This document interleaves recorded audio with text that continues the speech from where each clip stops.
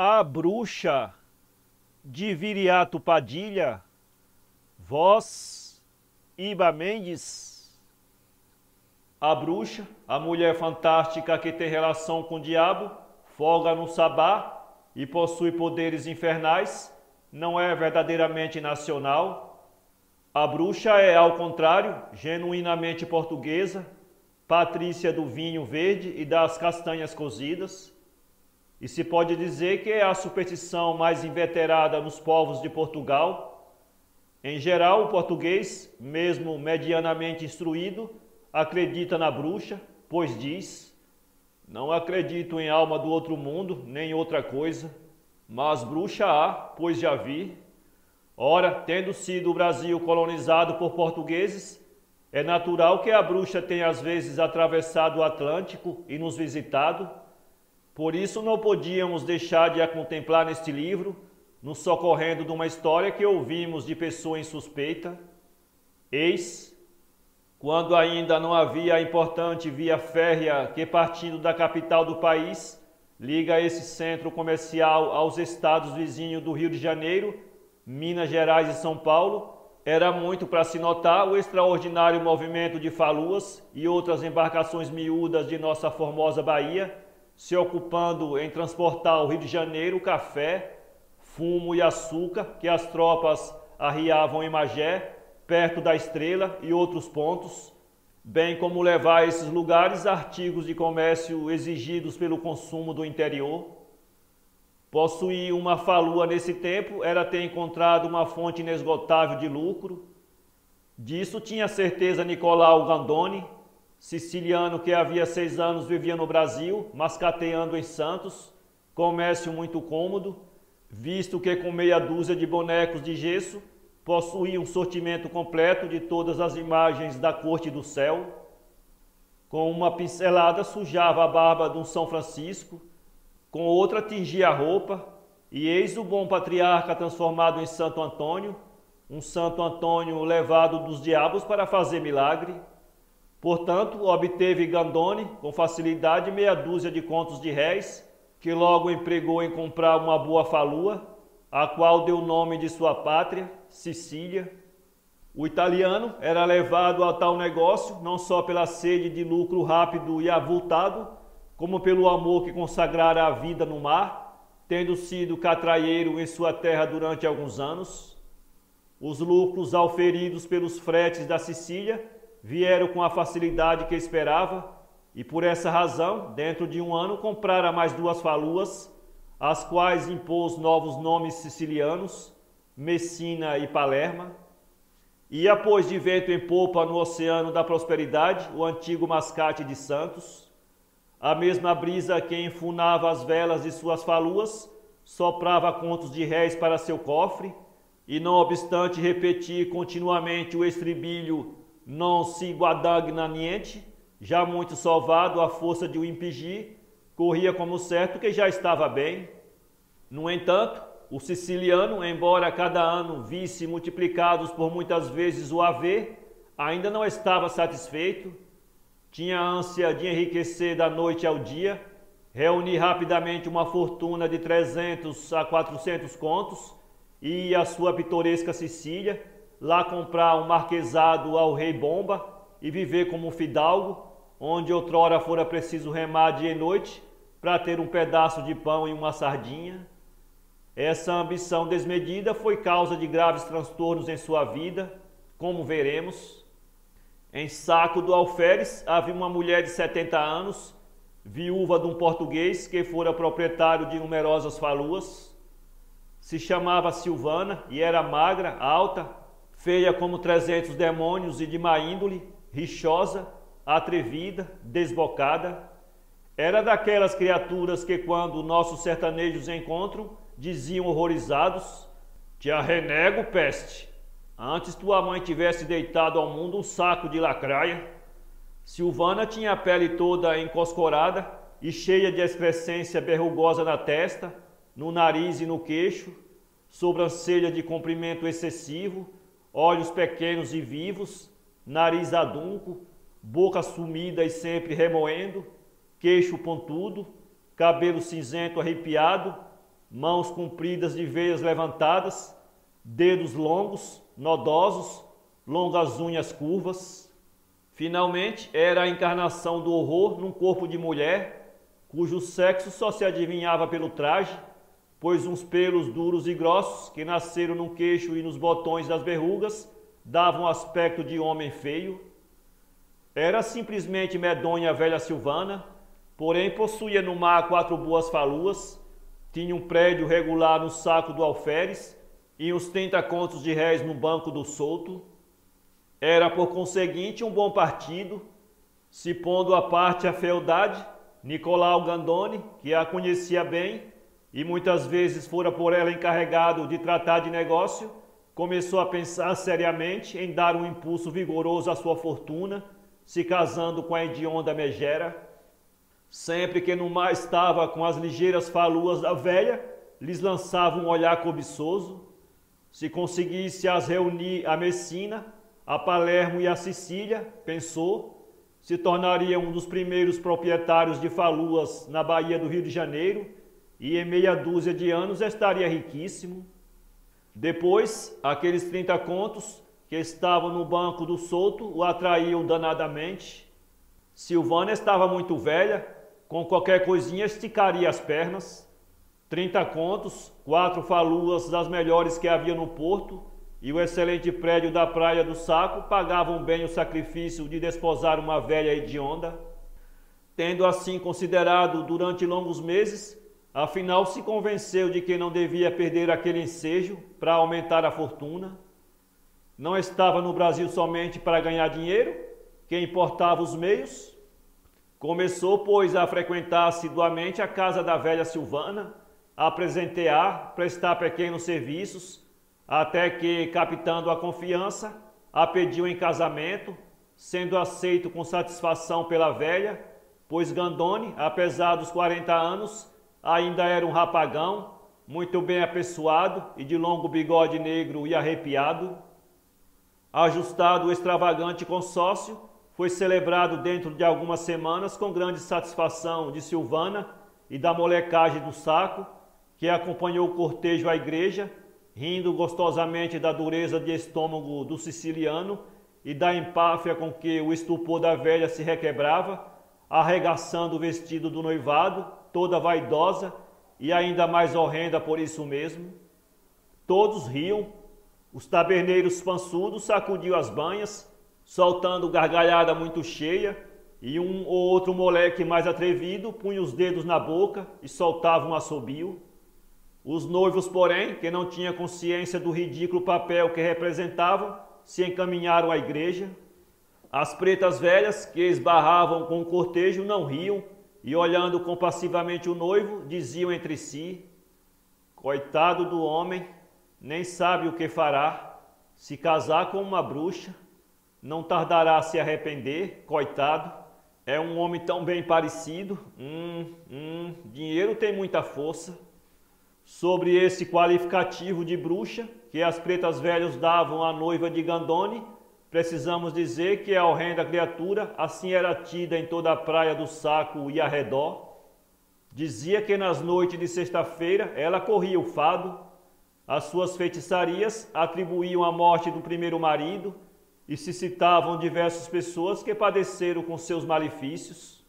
Quem quer que lhe fizesse dano começava a entristecer e a definhar sem saber a causa. Muitos faleceram por esse motivo. Alguns fizeram com efeito sentir a Gandoni a má reputação que a velha Silvana gozava, e um foi João de Souza, patrão da Siracusa, que outrora fora empregado do primeiro marido da velha. Porém, o siciliano, fascinado pela ideia de chamar a seu poder os cabedais da velha, principalmente as 4 faluas que tanto o seduziam, a ninguém dava ouvido. Pensou: vindo o dinheiro e as faluas, pouco importa a bruxaria da velha. Assim se casaram, mas não houve festa nem pessoa estranha que se juntou com os noivos nesse dia. Não era verdadeiramente um casamento que Gandoni fazia, era simplesmente um bom negócio que realizava. Por conseguinte, para que comes e bebes em casa? A velha, sendo extremamente avarenta, concordou com a deliberação do marido e aquele dia se passou como qualquer outro. Na manhã seguinte, o siciliano tratou logo de passar a seu nome, como cabeça do casal que era, os 30 contos que a velha tinha no banco do solto, e as 4 faluas tirou os antigos nomes e lhes deu a denominação de cidades italianas. Foram se chamando Catânio, Messina, Gregente e Trapani. Assim se confirmava plenamente a transferência de proprietário, pois Gandoni as considerava desde então exclusivamente suas. No mais, não houve alteração na vida do siciliano. O tráfego dos barcos era de Magé ao cais dos mineiros, e durante a semana Gandoni dormia apenas 2 ou 3 vezes em casa, estando quase sempre a bordo ou em Magé. A velha Silvana nada apresentava de anormal e, raramente convivendo, Gandoni pouco a conhecia na sua intimidade. Assim passaram as 2 primeiras semanas o mais tranquilamente possível, e o ex-mascate já se felicitava por ter realizado o negócio do casamento. Mas era cedo demais, pois bem depressa a situação se complicaria. Numa noite de sexta-feira, cerca de um mês depois do casamento, Gandoni, assim que dormiu o primeiro sono em sua casa da Praia do Saco, se ergueu, se vestiu e logo partiu ao cais dos mineiros, a fim de apressar o carregamento de 3 faluas, e com elas partia a Magé, onde as outras 4 estavam. Chegaram as tropas mineiras carregadas de fumo, gênero cotado a preço elevadíssimo no Rio, e os comissários empresaram o italiano para o transportar com a maior brevidade. Eram bons fregueses, e ele precisava mostrar que se interessava por seus pedidos. Assim queria, nesse dia, voltar de Magé com toda a flotilha carregada de fumo. Para isso era preciso chegar bem cedo e trabalhar com toda a atividade para que o carregamento se fizesse antes de chegar à condução. Eram só 11h30 e Gandoni já estava no cais. Na meia-noite largavam da praia a Agriagente e a Messina, e meia hora depois da meia-noite estava carregada a Siracusa, da qual era mestre o português João de Souza. Gandoni e o mestre se passaram a bordo da embarcação, e a tripulação, uma criolada robusta, içando a vela à falua, se pôs ao largo sem demora, aproando ao fundo da baía em direção a Magé. O falueiro se acomodou sobre um fardo de fazendas e acendeu seu cachimbo de comprido tubo amarelo e curvo. João de Souza se postou ao lume, e a Siracusa, com as velas quadrangulares estufadas pela aragem, começou a cortar a água da baía, levemente crespa nessa hora. A lua estava no quarto crescente, quase enchendo. Nenhuma névoa toldava o céu, e o mar de claridade intensa, mais tranquila, se estendia em toda a parte, banhando a água irisada pela brisa, os contornos da baía, as ilhas, a massa alvacenta dos penedos. Embora a quadra fosse de calor fortíssimo, no mar não era sentido, e os marinheiros, estirados sobre as caixas e fardos, descansavam do rude trabalho do carregamento. Dali a pouco, um moleque, que era o cozinheiro de bordo, distribuiu café a todos, em canecos de folha. Gandoni e João de Souza, a ré, gozavam a frescura da noite e discreteavam, satisfeitos, sobre coisas daquela vida que levavam. Era, pois, bela e agradabilíssima a travessia que a Siracusa fazia naquela formosa noite de verão. Quando a Siracusa começava a montar a ilha do governador, já se descobrindo os penhascos que bordam a pitoresca Paquetá, que é a joia mais preciosa que constela o seio da Guanabara, Gandoni, João de Souza e todos os tripulantes da falua principiaram a ouvir um grasnado estranho, que a princípio não puderam perceber de onde partia, nem do que se originava. Era uma bulha singular, se diria o alarido causado por um bando enorme de maitacas, ou antes, determinada pelo tagarelar confuso de uma chusma de mulheres em soalheiro.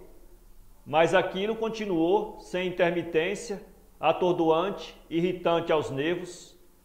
À medida que a falua avançava, a matinada inexplicável crescia, se tornava mais próxima, mais alta.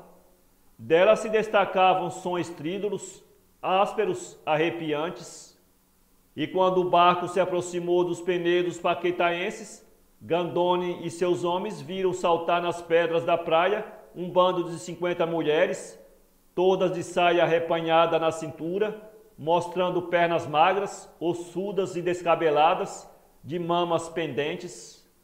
Umas batiam roupas nas pedras, outras a ensaboavam e outras estendiam as peças nos cabeços dos penedos e sempre a tagalerarem escarniçadamente num grasnado infernal.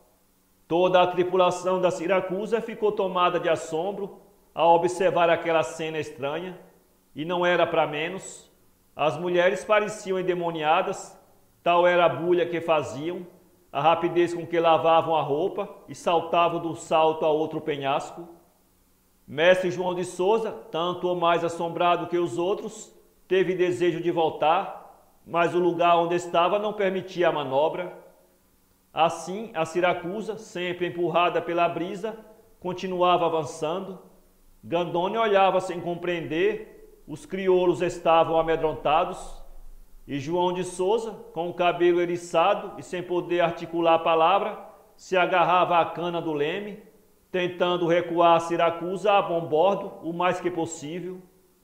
O movimento das fantásticas lavadeiras continuava sempre, e logo que a falua emparelhou com a extremidade de um cinturão de arrecifes que se metiam no mar afora, passo esse no qual era preciso muita firmeza no leme para não perder o canal, uma das singulares lavadeiras se destacou do bando e, saltando de pedra a pedra, veio na franja de espuma de arrebentação até quase tocar na amurada da Siracusa. Chegando ali, a fantástica mulher desferiu uma risada horrenda, muito semelhante à de uma coruja, e rapidamente regressou ao bando, mas não o fez com tanta presteza que Gandoni não lhe distinguisse as feições e, ó assombro, julgou reconhecer naquela estranha criatura a horripilante Silvana. Era o mesmo cabelo cinzento, a mesma carranca, toda verrugosa e encoscorada. Nisso cantou um galo em Paquetá, e logo todo um mulherio, montado em cabo de vassoura e produzindo a algazarra de um bando de tiriba, ao levantar voo, se suspendeu no ar e, se dispondo em cordões, como fazem as gaivotas, no movimento sumiu ao lado do nascente, deixando no espaço uma longa tira de fumo negro com estria de fogo azulado. "Que coisa é essa?" perguntou Gandoni, quase sem fala. "São bruxas que vieram lavar as toalhas de mesa do demo. São bruxas, mas raio as partam, grandíssimas porcas." Gandoni ficou extremamente impressionado com o fato. A história do encontro com as bruxas se espalhou em Magé, divulgada pela tripulação da Siracusa. Todavia, ninguém revelou que percebera, numa das fantásticas mulheres, as feições hediondas de sua medonha consorte. O certo, porém, foi que o siciliano não gostou daquilo. Quando lhe disseram que a velha Silvana era feiticeira ou bruxa, pouco acreditara. Naturalmente, o povo lhe dera esse título demoníaco por sua grande velhice e fealdade. Contudo, agora começava a crer verdadeiramente que se casara com uma barrigã do diabo, e isso o incomodava seriamente, pois era extremamente supersticioso. Contudo, guardou consigo a apreensão e esperou que os acontecimentos a justificassem. Numa noite em que o siciliano ficara em Magé, largara desse porto na meia-noite, a bordo da falua Siracusa, em cujo bordo vira as bruxas em sua lavanderia. Essa embarcação era a preferida pelo dono para fazer a travessia da Bahia, em consequência da amizade que o ligava a João de Souza. Toda a flotilha ficava em Magé, carregando café, e a Siracusa ia ao rio para transportar uma partida de sal que uma tropa mineira levaria a São João del Rei. Gandoni e João de Souza mataram o bicho numa taberna de Magé, se meteram a bordo e, sem demora, a Siracusa se pôs ao largo. Havia exatamente uma semana que se dera o singular encontro com as bruxas em Paquetá. Era, por conseguinte, numa sexta-feira de lua cheia. A maruja desfraldou o velame singelo da pequena embarcação. João de Souza se postou ao lume. Gandônio se estirou no banco e acendeu o cachimbo de longo tubo amarelo. E eis a Siracusa singrando velozmente, tocada pelo terral. Estava claro como um dia. A bordo, os tripulantes distinguiam os mais leves contornos das terras, próximas ou distantes. O mar tinha a serenidade de um espelho. Gandônio entrou em conversa com o mestre. O moleque que cozinhava a bordo serviu café a todo o pessoal. Nesse comemos, a Siracusa cortava serenamente as ondas com a proa esguia, deixando após si uma larga e fervilhante esteira, prata líquida em ebulição, aqui e ali dourada pelo palor da lua. Até então sem novidade, mas quando a falua começou a se abrir no canal fronteiro a Paquetá, os tripulantes da Siracusa observaram que, bem fronteiro à linha dos arrecifes, estava uma embarcação de grande calado, cuja mastreação, velome e casco eram muito diferentes das que então se usavam. João de Souza disse: como? Um navio daquele porte não achou outro lugar para se meter além daquele canal? E está manobrando para lançar ferro, disse um dos marinheiros. Nos tapará o canal.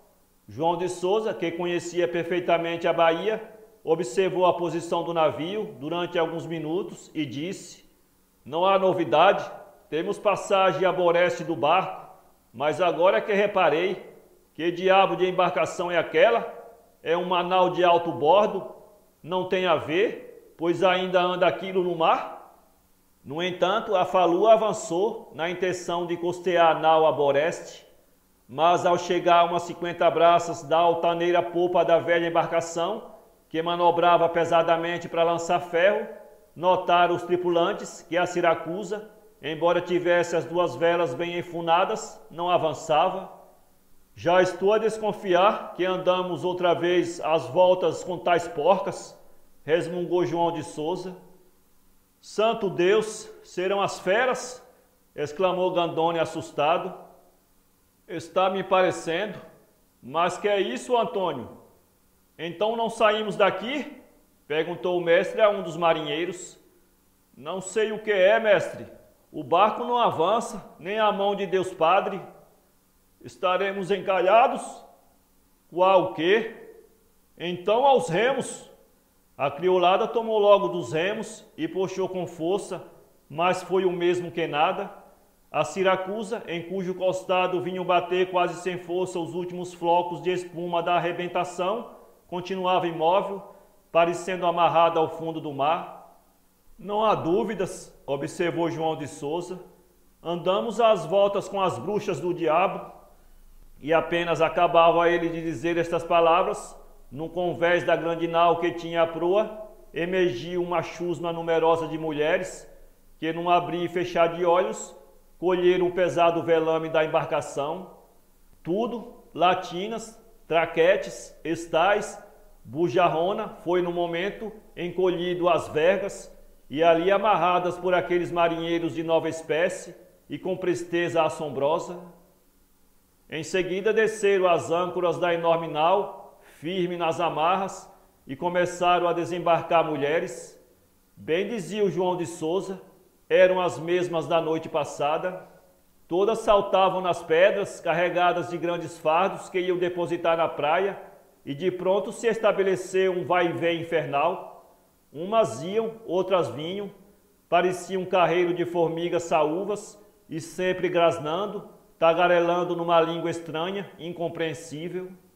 E a Siracusa nada de avançar, em vão a maruja se esbofava nos remos. Por Nossa Senhora, exclamou Gandônio, são verdadeiramente as feras? Pois quem duvida, retrucou João de Souza, também em voz baixa, são as bruxas. Foram esta mesma noite à Índia, e de lá já vieram com uma nau carregada de canela, pimenta e cravo para fazer uma feitiçaria ao diabo. É o que as estuporadas estão levando para a terra naqueles fardos. Nisto cantou um galo em Paquetá, e exatamente como acontecera na primeira vez, todo o bruxedo se suspendeu no ar, cavalgando cada uma um cabo de vassoura, e descrevendo primeiramente algumas evoluções, flechou depois na direção do nascente e logo desapareceu, ao mesmo tempo que se sumia a nau de cima da água. Assim se verificou o segundo encontro das infernais mulheres com a tripulação da Siracusa.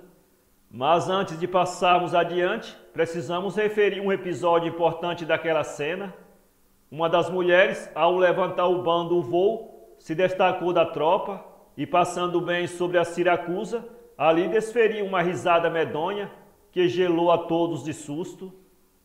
Nicolau Gandoni julgou reconhecer outra vez essa bruxa. Tinha a feição de sua asquerosa consorte. Era a velha e horripilante Silvana em carne e osso. Nicolau Gandoni cada vez se impressionava mais com aqueles singulares encontros, principalmente pelo fato de distinguir numa das extraordinárias fadistas a feição da esposa. Não havia dúvida que levara ao altar uma amásia do diabo e se horrorizava com esse pensamento, conjecturando os perigos estranhos em vidas e penas eternas para sua alma depois da morte. Contudo, ainda dessa vez não revelou a apreensão, queria ver por si onde aquilo pararia. Na sexta-feira seguinte, na noite, Gandoni tornou a embarcar na Siracusa com o mestre João de Souza e se fez de vela a Magé. Caiu uma chuva miúda, muito fina. Como era minguante, nada se via no mar nem no céu. No entanto, João de Souza era muito prático daquela água.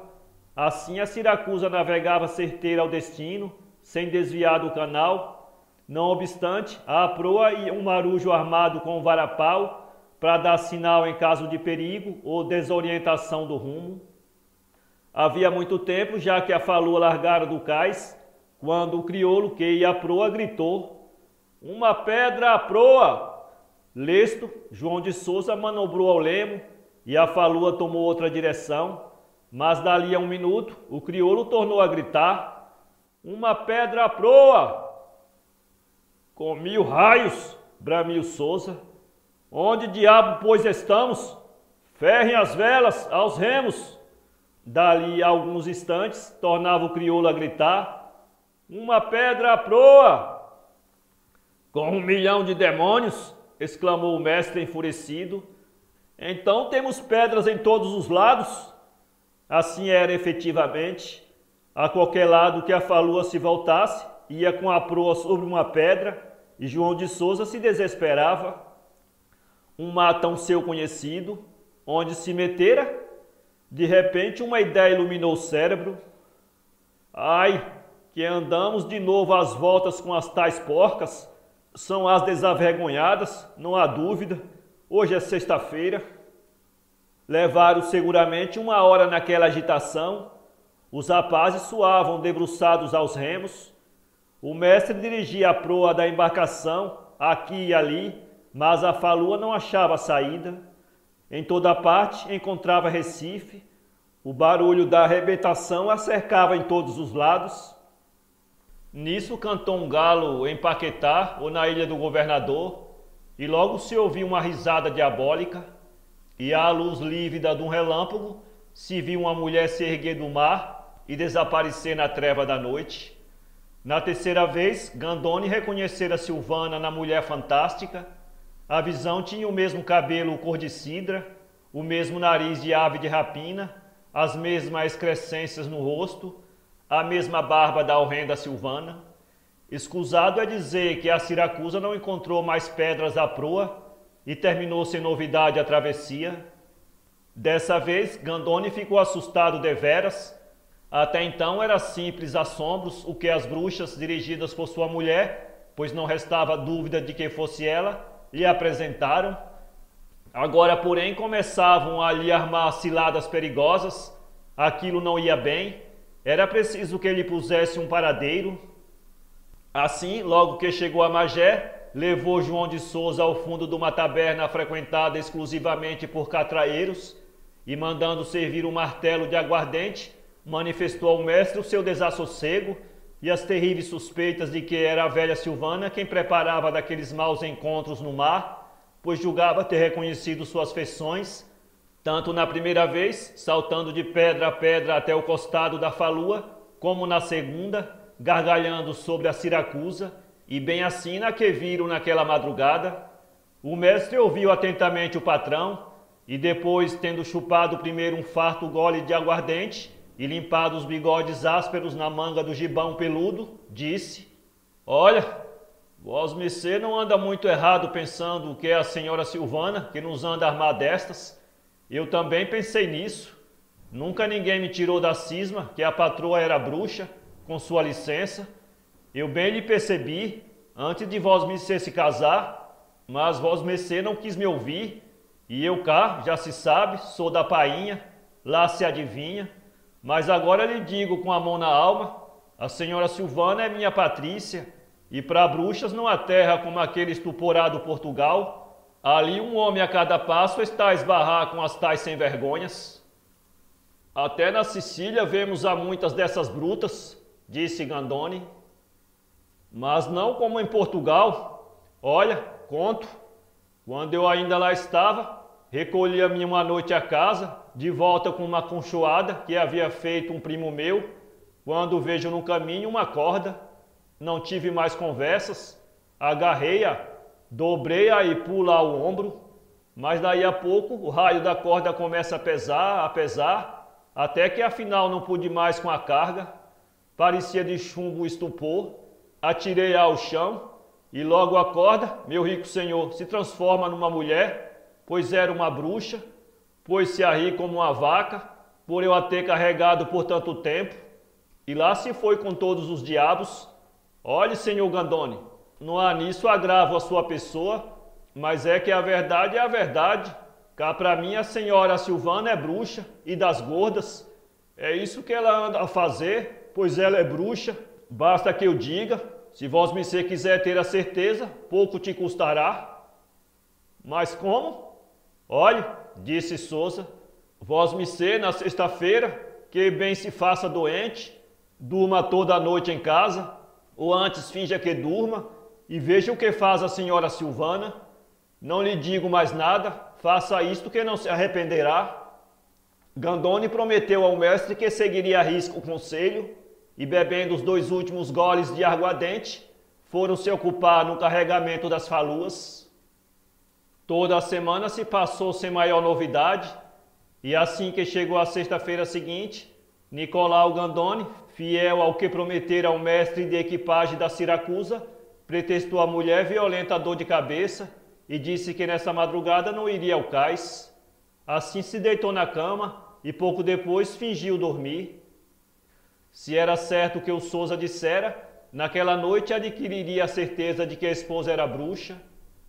Cerca de 10 horas, a velha Silvana, que até então se conservara numa sala contígua, cosendo, entrou no quarto, ficou em camisa e, apegando a candeia, se deitou ao lado do marido, porém sutilmente, como quem não queria o despertar. Gandoni fingia sempre que dormia e ressonava de modo a fazer crer. A velha Silvana se voltou ao lado da parede e não fez mais movimento. Bateram 10h30 no relógio, 11, 11h30 e nada. A velha não se mexia. Qual, pensava Gandoni, com certeza formaram um juízo falso sobre a pobre velha. João de Sousa ficaria muito desapontado quando no outro dia lhe dissesse que a mulher não arredara pé do leito durante a noite. Mas de repente soaram as 12 pancadas da sombria meia-noite, e logo Gandoni sentiu a velha a erguer a meio na marquesa e o apalpar, como procurando saber se estava realmente dormindo. Gandoni ficou alerta, porém continuou a fingir que dormia, e a velha, assim o julgando realmente, se esgueirou da cama e acendeu a candeia. Silvana se pôs logo completamente nua. Gandoni não pôde reprimir um pequeno estremecimento de horror, pois era a primeira vez que a via nessa forma. A velha, se era feia vestida, era simplesmente pavorosa quando despida. Tinha a carne escura, o corpo apresentava uma infinidade de depressões e saliências esquisitas.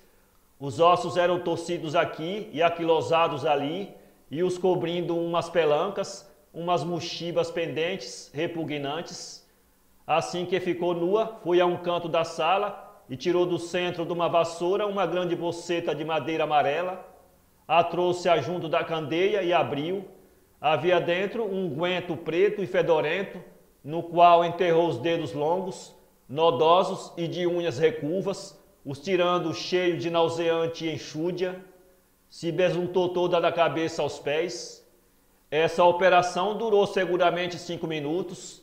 Tendo ficado bem untada, Silvana começou a dar saltos e a se torcer no quarto como uma cobra que levasse uma pancada na espinha. E Gandoni, cheio de susto e sempre fingindo dormir, percebeu que sua horrorosa consorte estava se alongando de forma singular. Assim era. A velha se espremia e de cada vez ficava mais magra, mais comprida. A maldita parecia de borracha. Todas as mochibas se distendiam, se esticavam, os ossos se achatavam e o assoalho ia ficando cheio daquela tripa na qual não se reconhecia mais a forma humana. Silvana tanto esticou que ficou da grossura de uma lombriga. Chegando a esse estado, ganhou o buraco da fechadura com um salto e nele saiu num momento. Logo que a tal minhoca de nova espécie se esgueirou de todo, Gandoni se sentou no leito. Um suor frio porejava das fontes, os lábios estavam descorados, os membros todos tremiam. O pobre homem quase morrera sufocado pelo medo. Saltou da cama, se vestiu apressado e foi à rua. Precisava de ar fresco da noite para se restabelecer. Tal foi o assombro que se apoderou do infeliz, que no mesmo momento deliberou se separar até sempre do monstro e fugir do Brasil. No dia seguinte começou a dizer a todos que queria vender as faluas. Efetivamente assim o fez. Embora muito apegado ao dinheiro, vendeu as embarcações pela metade do valor e no fim de 8 dias tomou passagem num vapor que partiu à Europa. O pobre siciliano não podia se apartar da ideia de que tinha dado a mão de esposo a uma concubina do diabo, uma bruxa, uma feiticeira danada. Queria, pois, se ver bem longe dela, desejando que o navio voasse e quanto antes o transportasse à sua remota Sicília, embora lhe pungisse o receio de que lá mesmo a medonha criatura o pudesse atormentar nas lôbregas noites de sexta-feira. Não ia ela algumas horas à Índia carregar sua fantástica nau de especiaria para adubar os comeres do diabo? No entanto, os receios do siciliano não se realizaram para seu sossego, pois a velha Silvana, 7 dias depois da sua partida, entregou a alma empestada a Satanás. Aparecera na capital do Brasil a febre amarela e com a intensidade e virulência das epidemias, que surge no lugar em primeira vez, fez estragos horrorosos na população. A velha Silvana foi uma das pessoas em que primeiro se inoculou o terrível micróbio e durante esses longos dias e noites penou no catre. Não havia medo de morrer. Aquela alma excomungada estava custando deixar a feia e rugosa carcaça, ao passo que o corpo curtia o mais atroz sofrimento. Afinal, foi tanta a dor que resolveu ir ao encontro da morte. Chamando uma comadre que a servia durante a moléstia, lhe disse que, por seus pecados, era bruxa e que só poderia morrer quando fosse queimado seu caborge, uma trouxinha de feitiçaria pendurada numa vassoura. Pedia, pois, que fizesse aquela obra de caridade. A comadre não se esquivou a prestar esse serviço à moribunda. Acompanhada de algumas outras pessoas, levou a trouxinha de bruxaria ao quintal e ali ateou o fogo. Subiu a ar um filete de fumo negro, exalando odor nauseabundo, e ao mesmo tempo surgiu um chifre de ponta abaixo, que começou a dançar ao redor da pequena fogueira, causando o maior espanto em todos os circunstantes. Assim que a trouxa se consumiu toda, o corno desapareceu, e no mesmo instante a velha Silvana, esperneando como uma possessa e com berros formidandos, exalou o último suspiro.